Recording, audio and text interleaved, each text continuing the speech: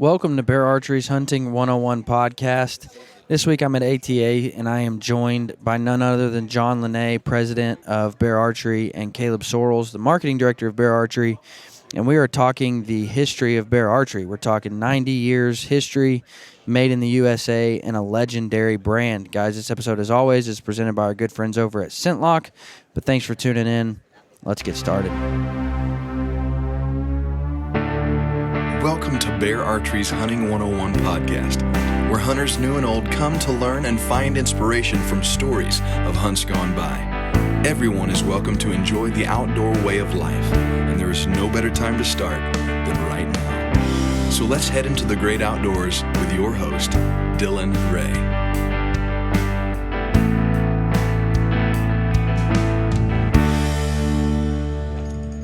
All right, we got Caleb and John here. We are in the Bear booth at ATA. Gentlemen, the best part about recording at ATA is it gives you an excuse to sit down for an hour and just talk. Absolutely. No, it's a lot of time on your feet, and after a few days, it starts to wear on you. Yeah, for sure. Definitely.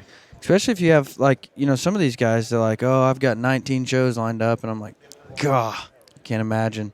Yeah, the next 2 months are pretty rough. Luckily, we've got a big enough staff that we kind of divide and conquer. But sure. I remember the days of leaving here, going home, washing my clothes, flying to SHOT, and then normally I'd try to tag a weekend on with the wife in Vegas afterwards, and then it was NABA, Sports Inc., MBS, and then I had all of the smaller distributor shows, and that was 3 months of every weekend. Right.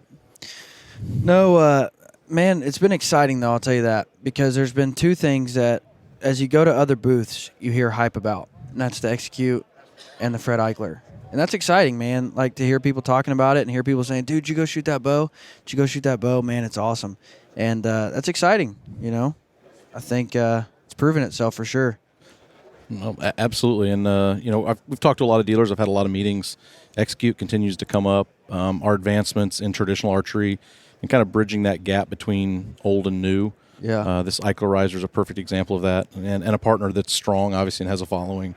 But it's cool to see dealers that maybe haven't been super strong with Bear in the last few years, and they're coming in saying, hey, what's back on this? What's going on around here, right? What are you guys doing? Yeah. And so that's exciting. Yeah, it's a great representation of 90 years and a culmination of everything that, the technology and the pioneering that, Fred did back in the day, it's a good representation, a good foot into our 90th year, and we're excited for it. Well, and that's what I really wanted to talk to you guys about today. 90 years of history, man, being made right here in the USA. How many people can say that, I don't know any. I mean, there are some really cool brands in this industry, some that are legacy brands with founders that are icons in this industry. But when you talk about 90 years and a founder that's been gone for, almost 40 years. I mean, we're coming up on 40 years. And still to kind of keep not only his legacy from a bow standpoint and a building standpoint, but who he was from a conservationist and everything that this sport embodies. I mean, it's about inclusion and getting people in the outdoors. It's not just about, who's shooting a $2,000 setup. Well, and I can say this with certainty, and I've said it before. I think, from the outside looking in, I truly think that Fred Bear would be incredibly proud of the way this company is ran. Oh, I hope so. I can say that. Yeah. I mean, with all honesty, I mean, the bows that come out, the way that you guys handle yourselves, still including everyone's, the all-inclusive archeries for everyone. We've got bows for your kids. We've got bows for your wives. We've got bows for your grandpa who can't pull a bow back anymore. We've got everything. I think he would truly be proud. Well, we appreciate that. And I think this team feels the same way I do. And they take a lot of pride in the fact that this is a legacy brand. It's kind of it's an honor, but it's also, a burden to continue what he started and feel like there's a big responsibility there. And I've mentioned this many times that's why I felt like this was kind of the culmination of my career in the fact of a really big honor more than anything. 100%. Great group of people, but it's an honor. I don't know how you can't pick up a Bear and not just be overwhelmed with history. In a sense, just overwhelmed with the legacy that Fred left and, the pioneering he did. And, largely we wouldn't be here if it wasn't for Fred. I mean, not just we as in Bear, we as in an archery community. We wouldn't be here. Yeah, especially the bow hunting side. Archery itself, recreational, maybe a little different. But, I mean, bow hunting's not that old of a sport. Archery has been around forever, and yes, people hunted early in the years with bows, Right. but when it comes to what I would call a sanctioned, regulated archery bow hunting sport, Yeah. it's not really that old when you think about it. Well, and I've been honored with the fact that now that I work with Pope and Young, you get to meet a lot of these guys who were hand in hand with Fred. Absolutely. I had dinner last night with Harv Ebers, one of our founding members of Pope and Young, and he was a personal friend of Fred's, and you get to hear him talk about the way Fred carried himself and just the things he did, and he'll be the first to tell you, he's like, dude, Fred hit on my wife a lot. Dude was a ladies' man. He was. He said, but he cared about the sport of he archery, did. like more than anybody would ever imagine. Not only his company, not growing a company, not growing a business, but caring about the sport of archery, like as a whole. Absolutely. And I told this story to somebody else. He cared so much about the influence that he had towards archery that, Harv said he was a smoker. He smoked like a freight train. Big time. He said, but he would never be seen on camera smoking because he didn't want anybody to think negatively of archery. And Yeah. nobody thinks like that anymore. No. It's incredible. So, Caleb, you are new to the team here at Bear. I am. A couple months deep, Yep. and you get thrown right into ATA. Yep. That's good. Yeah, But, I've got to hit the ground running for sure. Sorry. No, I'm No. curious to know, having just joined the team and joining in their 90th year of history, what's that like for you, man? No, it's a big deal.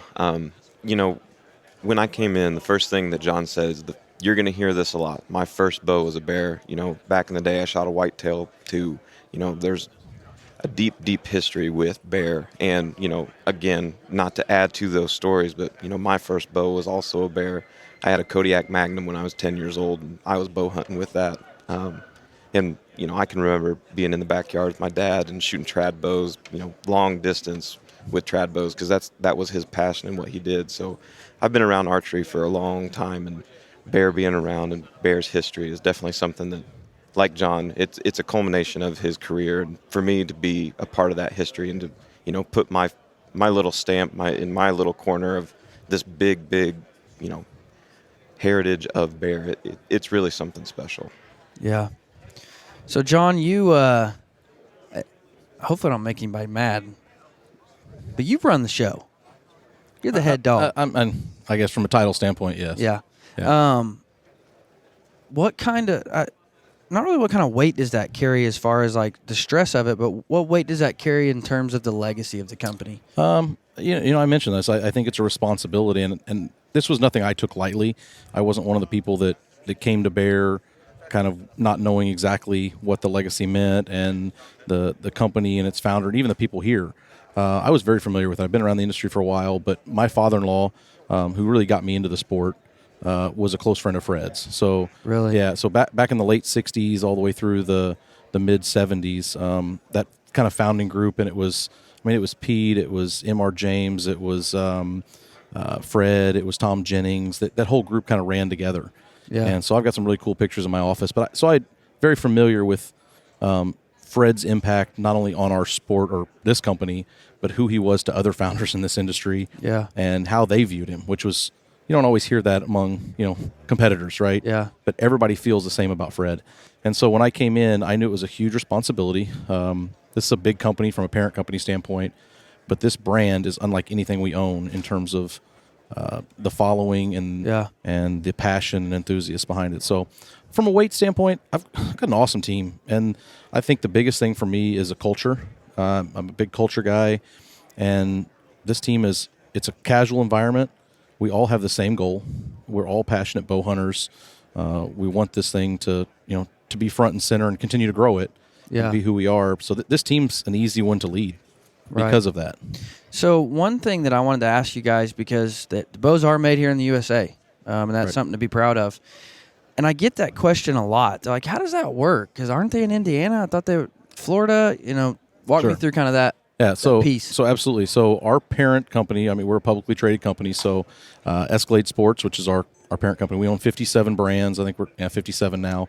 Everything that involves sports: basketball, goal, table tennis, water sports, pickleball, which is a new and up and coming sport. We're headquartered in Evansville. It's awesome too, by the way. Yeah, it's pretty cool. So we're headquartered in Evansville. So our entire team, that's like here at the show. So R&D, marketing, sales, engineering, we're all in Evansville. But everything's built in Gainesville, which Fred moved the plant from Grayling, Michigan to Gainesville in the late 70s. So everything's still there in that original building. We've got almost 150,000 square feet of facility there where we build all the traditional bows, 99% of the compound stuff, and it's all done there in that facility. So That's cool. I was just talking with a buddy of mine, and he's like, dude, I got to see that facility. And I'm oh, like, yeah. Yeah, I want to as well. It's a neat one, and if anybody ever gets a chance to meet Neil Bice, Neil's going on his 44th year with Bear. Yeah. His dad was one of Fred's bowyers. I mean, he really was his head bowyer. And Neil went to work there when he was, I think, 18 years old. He's been there ever since. But when you walk into that facility, you'll see new, right? You'll see machines and robotic hydro dipping. We've got just some unbelievable technology in that building. And then you turn the corner and you go back in time, right? Yeah. And you see guys hand sanding, traditional bows that's been laid up and glued and tips glued on. And so, but it's one of those factories, there's nothing like it in this industry because of that mix of old and new. Yeah. I want to go into a little bit that idea, and I don't know who wants to kind of take the lead here, but that idea of it was my first bow. Bear was my first bow, and that's true for a lot of people. But Bear's beginning to break that mold of we're not just your first bow, we're your current bow. Like the Execute 32, and I can say this with confidence. And I'll say this too, though. I'm not saying that you're going to like the Execute better than any other bow because some people prefer other bows. But I will say this. There's nobody that can say it doesn't compete. There's nobody that can say it's lesser quality or doesn't shoot as good. Sure, you might prefer the grip on another bow but as far as performance, that bow will compete with anybody.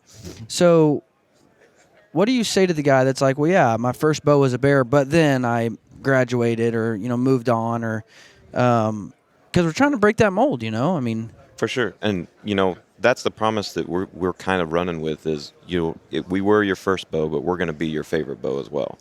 I like that. So every bow that we have in our lineup, the same features that you're talking about in the Execute relates in everyone. They're all smooth. They all have a good back wall. They all have good performance. And they're all leaders in their categories all the way through. So, we've positioned and we've partnered with some really, really good people as well to help deliver that message, but also get these bows in people's hands, whether it is their first bow or it is their favorite bow. Yeah. Well, and I told somebody like this the other day, they said, man, I like the Alaskan, but it's a budget bow, man. And I said, so? No, I literally said to them, I said, oh, okay, well, man, it must be nice being better than Chuck Adams. And they're like, what do you mean? And I'm like, well, that's the bow he shoots. And he's breaking world records with it, might I add. Yep. So it must be nice, man, to be too good to shoot what Fred shoots or what Chuck shoots. And they were like, no, I didn't say that. I'm like, no, that is what you said. Right. Yeah. No, this industry, there's a lot of good products, right? Yeah. Companies build a lot of great bows. And, we've tried to give a price point to everybody, right? And build as many features into it that we can, no matter if it's a $400 bow or a $1,000 bow. All we're asking is, look at us at those price points, try it, and we think you're going to be really surprised at what's in there. Right. Don't just be sold based on what somebody's telling you or what you're hearing or seeing in a magazine. Nobody's doing it like we are across the board. Come give it a shot. Yeah. And that's what, so many of these bow companies frustrate me because they leave out my kids. Mm-hmm. They leave out my wife. They leave out, but when I look at a Bear Archery catalog, I open it up and I'm like, oh, there's a new bow for my kid. Oh, there's a new bow for my wife. Oh, my dad who can't pull a bow back anymore. There's a new crossbow for him. It's so all-inclusive, and you don't leave anybody out. And that was Fred's mission. Absolutely. For it to be for anybody and everybody. And like John was talking, there really is a team to be proud of at Bear. I've been a part of a few different organizations, and the core group, the team that's dedicated to the product to deliver exactly what everybody needs, that inclusion that Fred wanted everybody to be able to, pick up a bow and be able to participate in the sport of archery. We've got a good group of people that are dedicated to that, and they're doing really, really good stuff. I've got a loaded question for you here. And this is a hard one to answer, I can promise you that. How does it get better from here? I was talking with David and Warren Holder yesterday, and I said, okay, what product do you want to see from Bear? Next year, what would you like to see change? And they were literally looking around, and they're like, I can't think of one thing. Yeah. So how does it get better? Like, But we always say that, right? We say that, and they were saying sometimes- that 40 years ago. Seriously, and we always walk around the room like, well, we didn't really see anything that was earth-shattering. Well, something's done earth-shattering that nobody thought of a year ago. I don't care what it is. Yeah. If 2 years ago you would have told me that we'd have a site that was electronic, that you could type in a speed or shoot basically 2 arrows and be set out plus 100 yards, like set up a bow in 10 minutes, That site's insane. I'd have called you crazy. So I think when we say getting better from here, there's little stuff that we can do, but who knows what material or process is around the corner 18 months from now, right? So can bows get lighter, but, the performance is, you have options. Are there materials we haven't looked at? Are there technology? I think we're just, you're limited by physics, right? Right. But I think the electronic piece of it, technology and materials over the next probably 5 to 10 years is going to surprise people. And it may be little things, but we keep doing that. And then improvements, right? We're trying to, get better at building traditional bows and some of the little things we do, and, making things out of different woods and, anniversary edition, items. And Yeah. so little things, baby steps, but we continue to do it, and others continue to do it as well. Yeah. What would you like to, if there was one thing, and archery community as a whole, because again, Fred was just really big on that archery community, and I feel as though Bear, if I look at companies across the board, I feel as though Bear represents the archery community really well. So looking at the archery community as a whole, like what would you guys like to see improved upon? Like, and not product wise, but like as a community. I'm the wrong guy to ask about this because it's probably not going to be a popular answer, but I get really sick of the negativity. Oh. And in a sport that is a really good sport, but it's not a super growing sport, right? We're limited by access to property and tags and, where we can go. The sport's becoming more expensive from, where you can hunt, how you can get a tag. So I think that we've all got to work together to grow it. And I just don't see that across the board. I think that if we would all just be a part of taking care of our customers, building products they want, and encouraging others, this would be a lot better off. Like I said, I am just sick of hearing the people that aren't here at the show, let's say, or just in this industry, supporting it and building it and doing good for it. They're trying to tear it down, but they're the same ones that are telling you that they're doing good. And I'm, like I said, that's my TED talk. But yeah. No, I mean, ego is something that ruins a lot of different things, and kind of tag along with that. If we can take ego out of the sport, I think that's going to benefit it across the board. So that's my little snippet. So how do you work to do? Like, what kind of steps can we take to do that, though? And I think it's getting back to the culture that Fred had, and being that legacy brand. We can set an example where there's not an ego attached to what we do. We are a company that has a bow for everybody, and that inclusion in partnering with different events and different, organizations that are really targeted and getting bows in people's hands and taking the ego out of it. Everybody's got to start somewhere, and I think that's a big part of it. Yeah, and I would say that with the vast array of products in this building, for example, we're not a super big like Target company. We don't have a lot of Target items, but I'm not tearing apart the Target community, right? Right. I'm saying, hey, if Target's your thing and hunting's not, great. Here are the products that are good for it. Here's what you do. And I think the same thing goes with anything. There are companies that are going to be really strong in crossbow. Does that make them wrong? Right. No, it may not be your cup of tea. And when you say fix it, we're going to continue doing what we're doing. From an ATA standpoint, this show is a perfect example, right? We've seen a little bit of decrease in the number of attendees over the last couple of years. COVID, really kind of, impacted that. But you make it what you make it. Right. And we're here. We're introducing new products. We're talking to our dealers who are the key to our business, like the people that are selling our product and the face of our product, and we're here to support them. Some companies decided they're not. That's okay, but let's be positive about what this show represents, what this industry represents, and let's support each other. And you can have friendly competition and yet still build a sport. 100%. And I think that's something we got to get back to. Right. Now, if I'm wrong here, I'll edit this out. You're still on the board of ATA, correct? Correct. I'm on the board and the executive committee for ATA, yes. So what is that as we continue to build this community? And we actually met with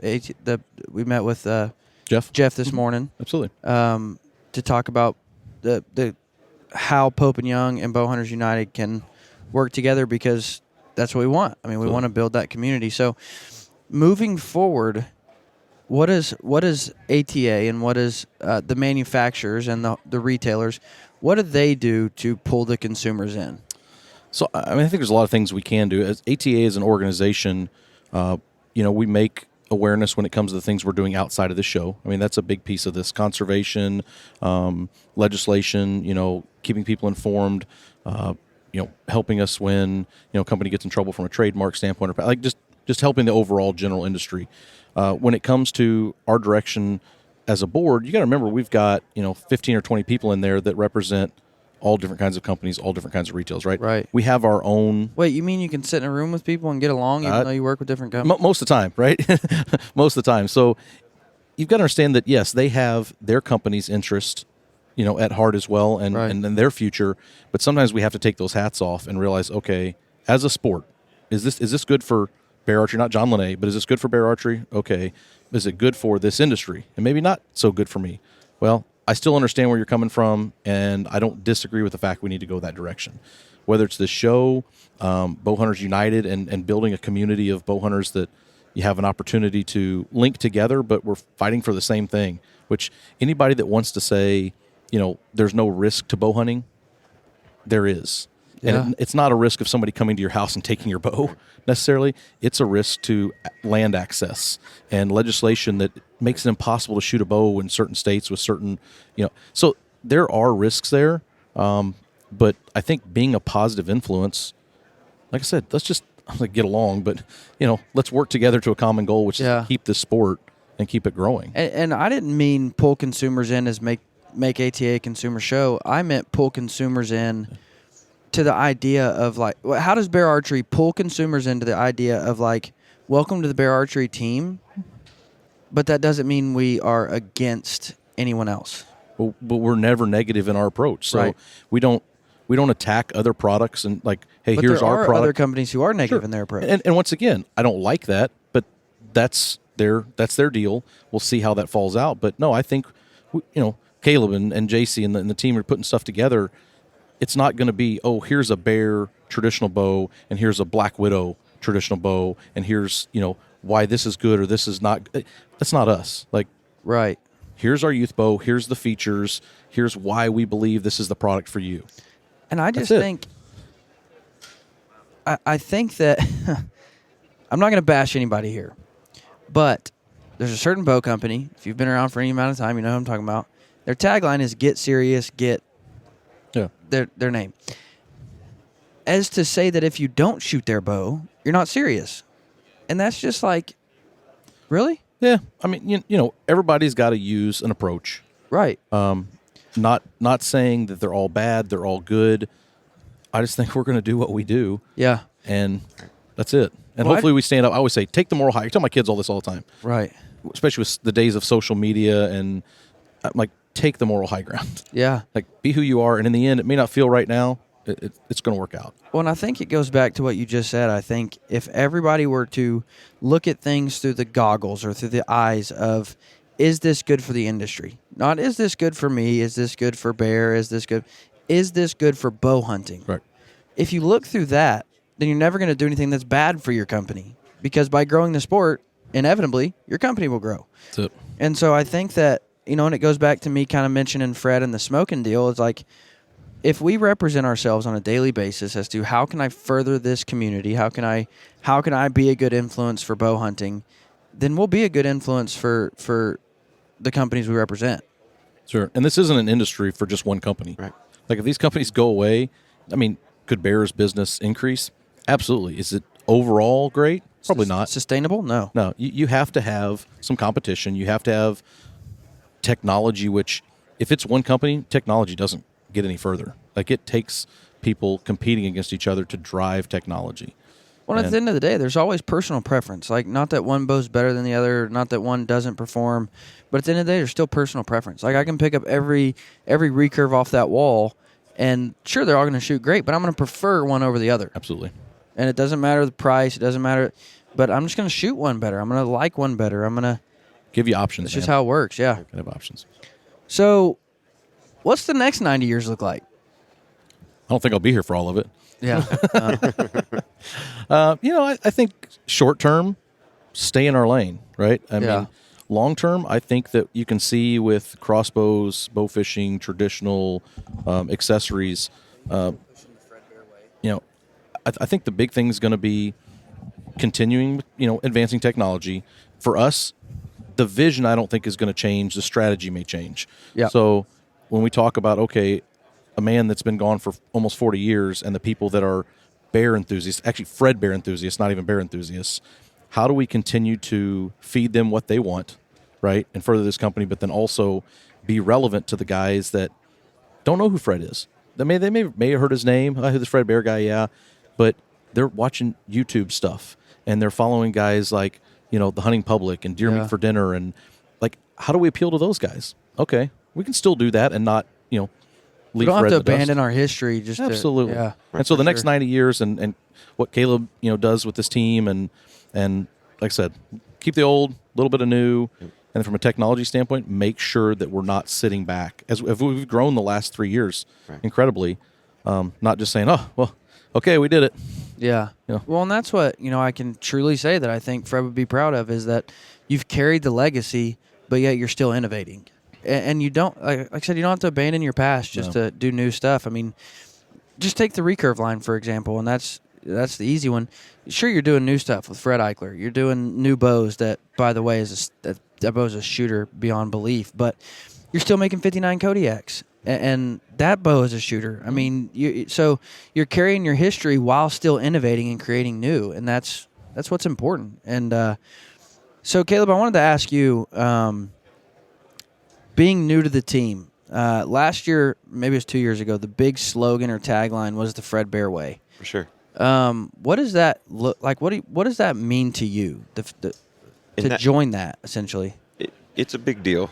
Fred, like we talked earlier in the conversation, his heritage and, the pioneering that he did, that is the Fred Bear Way, and his inclusion, his vision to get everybody involved or have an opportunity and have products that have the opportunity to get everybody involved, no matter height, weight, sex, gender, whatever. Yeah. But, taking that a step further, again, Made in the USA is a big deal. And, honoring what Fred did and tying those two things together is going to be a really big push for us in the coming years. Yeah. So how do you carry on that Fred Bear Way, to the general public, to the guys that are already here, to the young guns, coming up that, Fred died before I was alive. I never got to meet him. And I never will. But I can read stories, I can listen to stories, but how do you continue to cast that vision of the Fred Bear Way to people who, weren't around to see that history and to see that way? I think it's continuing to set that example, who we partner with, for sure, and making sure that our partners are also setting that example. Yeah. It's a unified message that we have to keep delivering and making sure that we don't stop delivering that message. Yeah. Yeah, and I think the term, the Fred Bear Way, it means different things to different people, right? You may interpret it totally different than I do, but we can use that messaging in multiple different ways. But to me, it's accessibility, it's conservation, it's responsibility. You can go as far as just being like ethical, kind. Like I don't care how far you want to take it, but it can mean a lot of different things. And history. That's the big piece, right? Yeah. Sport and the history of the sport, and it takes a lot to be here 90 years. I can't fathom it. Right. Some of the biggest icons in our industry, we've got some 50-year companies out there, and we're almost double it. Right.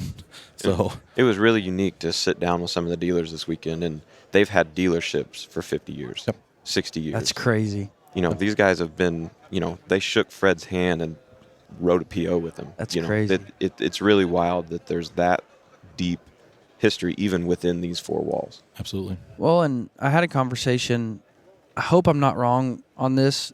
I think it was Easton has been here for 100 years, right?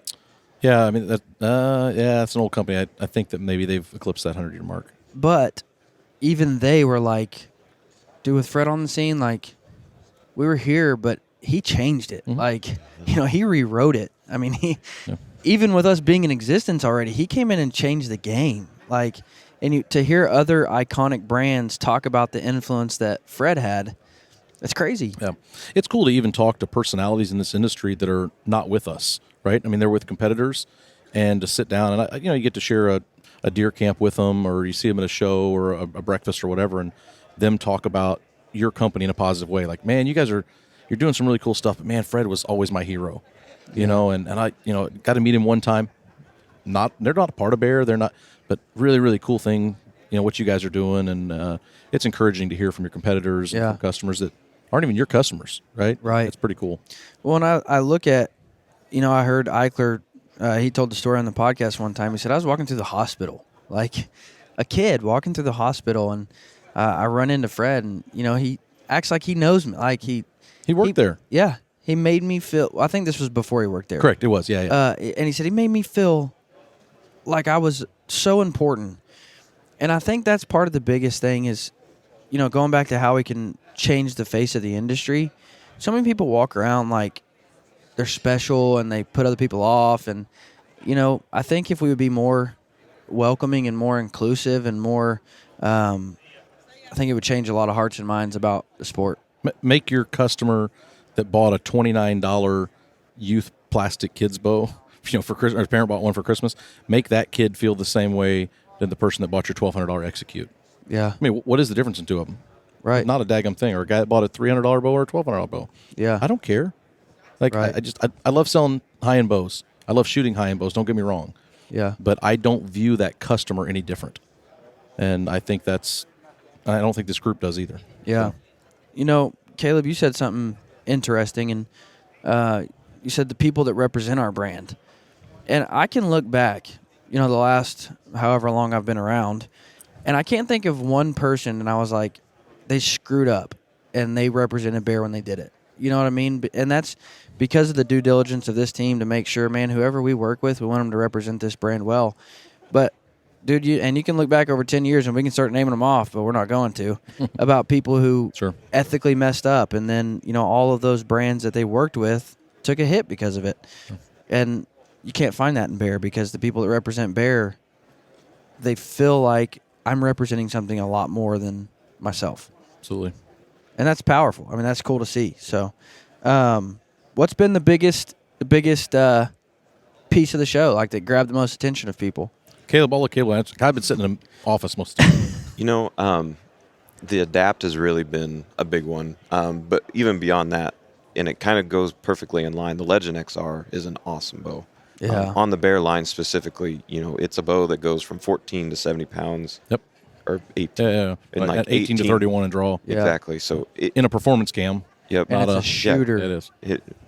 I mean, honestly, the cam at full draw feels almost better than the EKO in my Ooh. opinion. I mean, it's on It is par. nice. Oh, It's nice. I mean, to add to what I he did shoot said, it. I shot it. I was sitting in a meeting yesterday, a long meeting with a dealer, and this is a dealer that's very prominent in our industry, a big dealer on the West Coast, and he hasn't done a ton of Bear, really hardly any, in the last probably 4 or 5 years. And he came over here because our guys brought the XR to him. He came to the show, shot it, and that got us back in his door in a big way.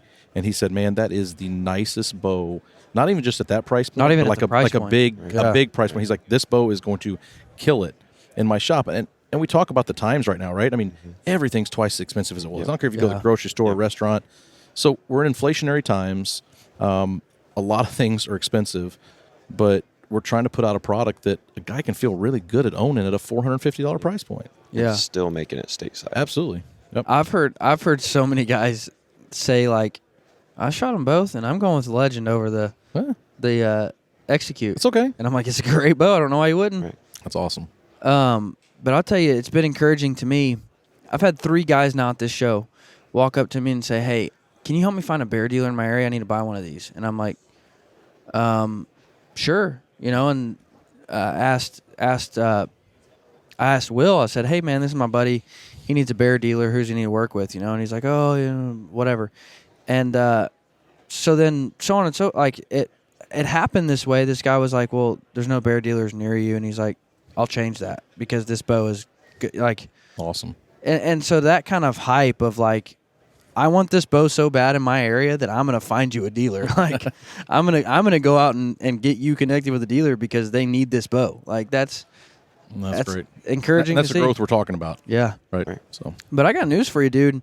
Like, we're talking about budget bows. My wife has stacked bodies with the legit. Like, yeah, that's a $350 bow package. Yeah. I mean, like, it's awesome, and the features that are on that bow. I would say it's the first highly adjustable kind of everybody bow that looks like an adult bow, right? Bingo. Most of them were like kids bow, kiddie looking, but adults bought them because they were highly adjustable and they were inexpensive. Yes. This is the first adult looking adjustable bow, and it may be by volume. I wouldn't be surprised single SKU if it's not the best selling bow in this industry by a single SKU. Yeah. I mean, well, and that was the first thing I said when I saw that bow come out was, praise God, it looks cool. Yeah. Because these kids, they want to shoot what daddy shoots, And I bought my kid a bow, and it was a cheap plastic looking bow. I mean, like a Brave. Yeah. It was a Brave, I think. And my son was like, "That doesn't look like yours." And I'm like, "Well, buddy, you're 4. You'll get there. Like, you can't pull back." But then the legit came out, and all of a sudden, I can crank it down to like 7 pounds. I think it's way down there. And he can pull it back, and it looks like Dad's. That's it. And now he's just over the moon. That's what my boys are shooting. Yeah. I mean, I was so pumped when they were getting more into archery, and we had a product that was like, okay, I can tell. And I got an orange one for my middle one because orange is his color. Yeah. And I thought that was cool too, but yet it looked like what I was shooting. Yeah. So, what's been the outside of Bear? What's been that biggest? The digital.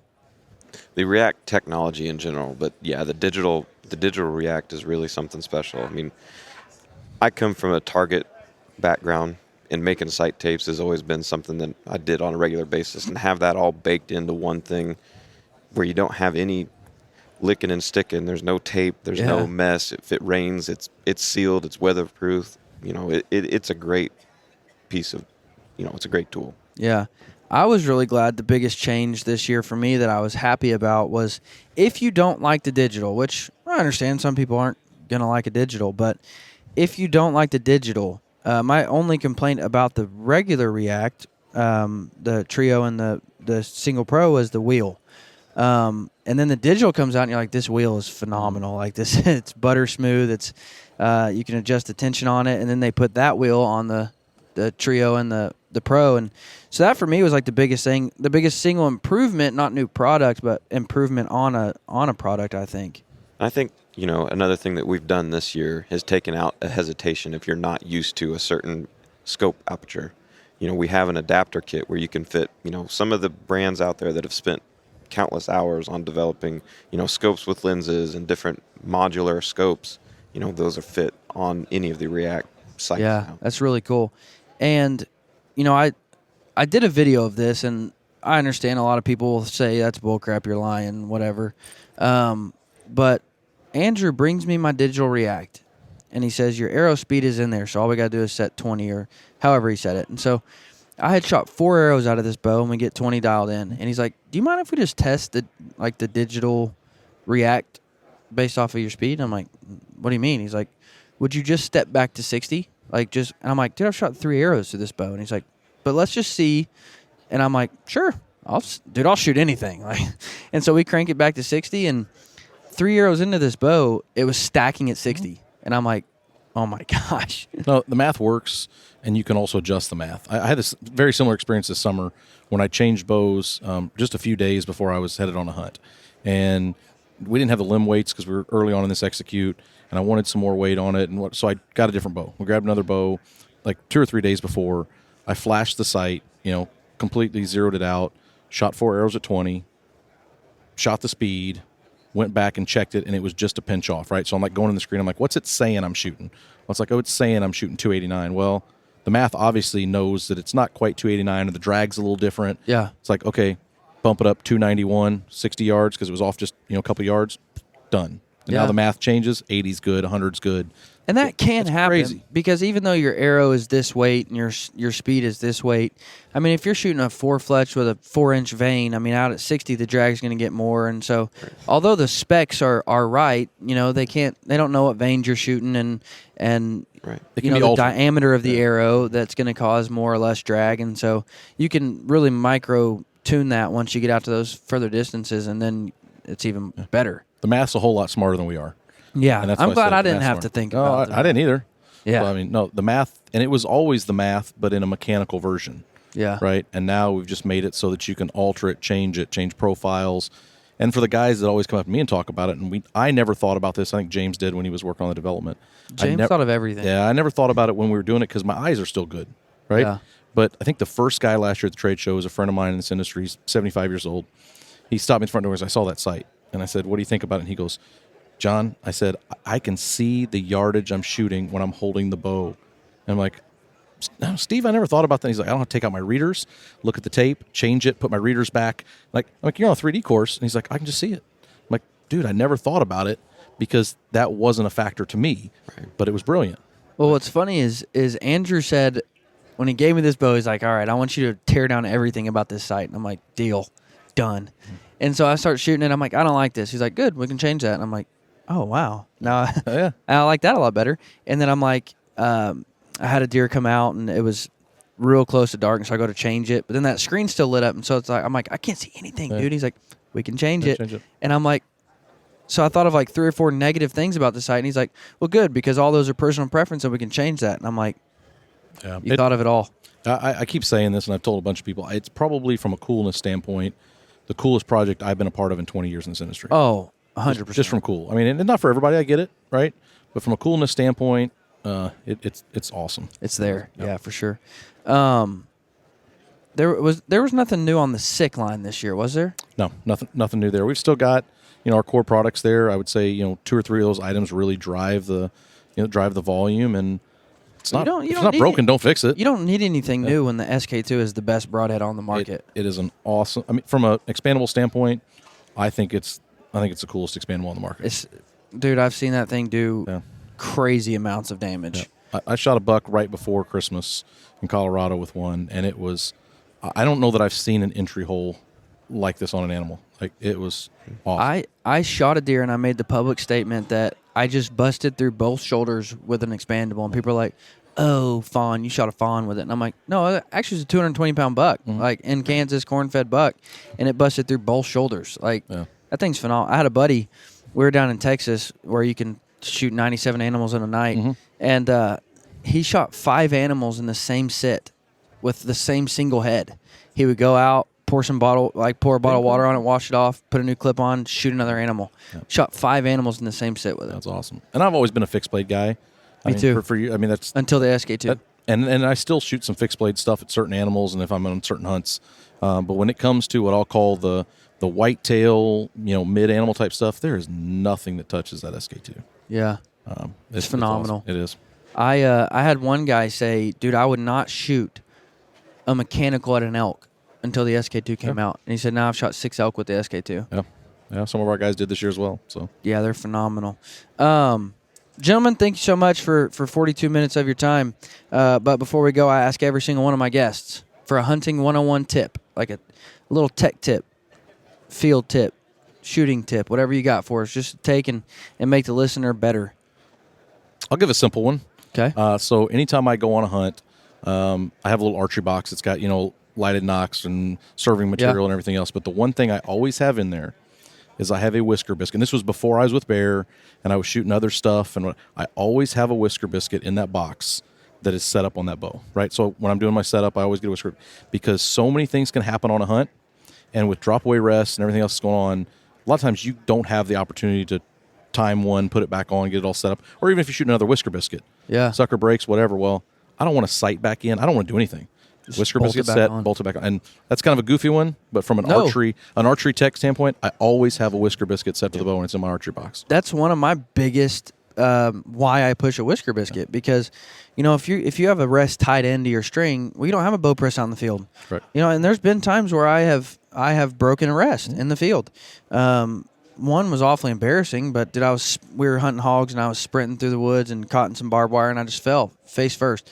Caught myself with my bow, and just that rest was smashed. And I'm like, everybody was like, "Oh, dude, you're done." And I'm like, "I'm not done. I got a whisker biscuit in the truck." Like, keep shooting, keep hunting. No, that's one of my biggest proponents of it. So I guess my tip would just don't trust anything completely. Make sure that everything, the little details with your setup, and make sure that you're paying attention to all the little stuff. I mean, it could be as much as a loose vein on one of your arrows, and it could cost you, the opportunity of a lifetime. I've been on a hunt in Utah and missed the biggest white mule deer that I've ever seen, and it's because I had a bad batch of veins. I didn't really pull on them before, and there goes an arrow, 4 foot over its back. So trust nothing, check everything down to the little detail. It's like be prepared. It's like the Boy Scouts, right? Yeah. That's my.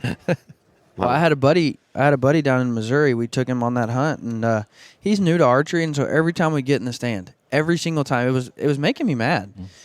Not mad, I shouldn't say that. Annoyed. Every time we get in the stand, he'd say, "Is everything good?" And I'd be like, "Yeah." He's like, "No, look at it all. Is it all good?" And I'm like, so look at his move, Rattle aside, try to rattle this, everything. yeah. And sure enough, one time, I checked his broadhead, and the tip of the SK2 was loose. Yeah. It had just unscrewed a little bit, and I'm like, well, good thing. Right. Maybe I actually need to do this from now on. That happens. So I screwed the tip back on, and we started hunting. But yeah, at first I'm like, yes, everything's good. Like, we checked it this morning. But no, you're right. It's a good tip. My tip would be, and the reason I'm telling you this tip is because somebody was asking me about the adjustable shelf on the Eichler bow. The benefits of that is tuning without having to mess with your bow. I mean, it's all built in right there. But if you're not going with an Eichler bow, say you're going with a Grizzly, I would highly encourage you to pull that rug off and put a toothpick under there or something. That way there's just less arrow contact with the shelf as it comes off. That would be my tip. Yeah. And I was telling somebody that yesterday. They were asking me about why that is, and well, why it is, I said, was because that's what Fred wanted. But he was the boss. No, those kind of things. There's some guys that do that. Yeah. And we've got different shelf profiles depending on the traditional bow you're shooting. So, that's a cool one. Yeah. Guys, thank you so much for listening. I would highly encourage you to check out the entire lineup from Bear Archery. Budget or not, I would shoot them all and go find a shop and shoot every single one of them and shoot what feels best to you. But, guys, thanks for listening. Y'all have a great week.